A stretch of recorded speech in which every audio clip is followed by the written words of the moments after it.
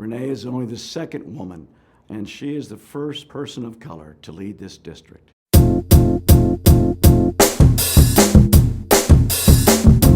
I was born and grew up in LA, South Central LA specifically. My socioeconomic status growing up, we were poor, but I didn't know it. So working poor. My mother and father both worked the whole time I was growing up. And we struggled some, but not as much as other families.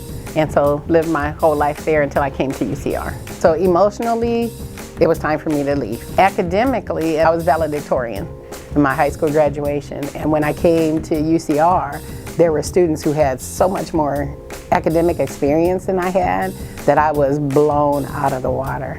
And I really, really, really had to work for B's. And I thought it was the end of the world.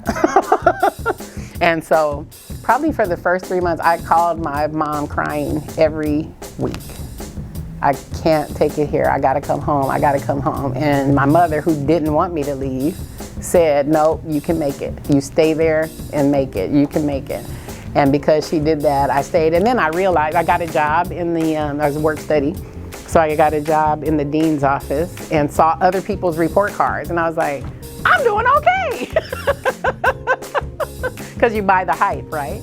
You buy the hype. Here I am, little old me from South Central LA. I came from a school that doesn't have all that experience, and my grades were better than a lot of people who were portraying something else. When I first went to college, I decided I would try to go the medical school route and change to being a teacher, which I always felt I wanted to do.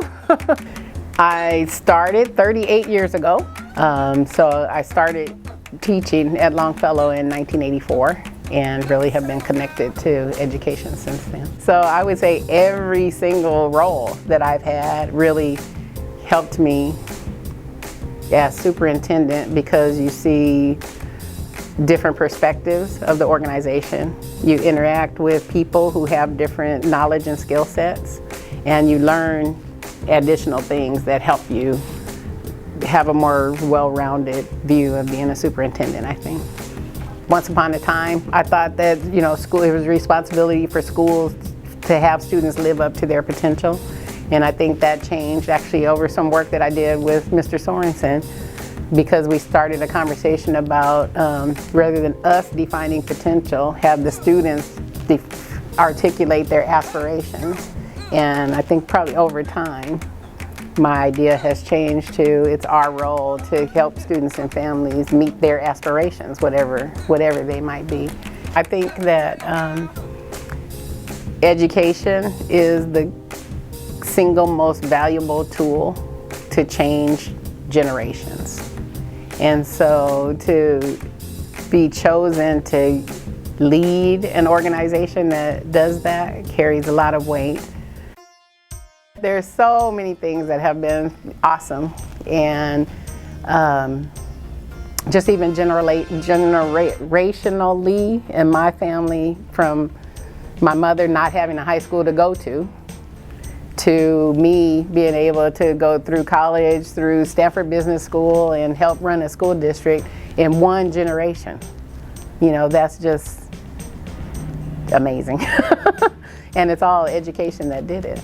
I do believe representation matters, and I would say I wasn't a true believer actually until Barack Obama became president, because I distinctly remember seeing his hand, I'm gonna cry, seeing his hand on the podium, and his hand looked just like my uncle's hand. So I never had seen that before. So it really cemented for me that how much representation matters. That if you really see a person who's so familiar to you in a place that you haven't seen a person that looks like you before, that it has a lot of impact. To students who don't see greatness in themselves for whatever reason, I would say you are enough as you are. Everything that you have and you are is special and good enough, and do you and be you. Take your skills and your interests and make the most of that and hold us responsible to help you do that.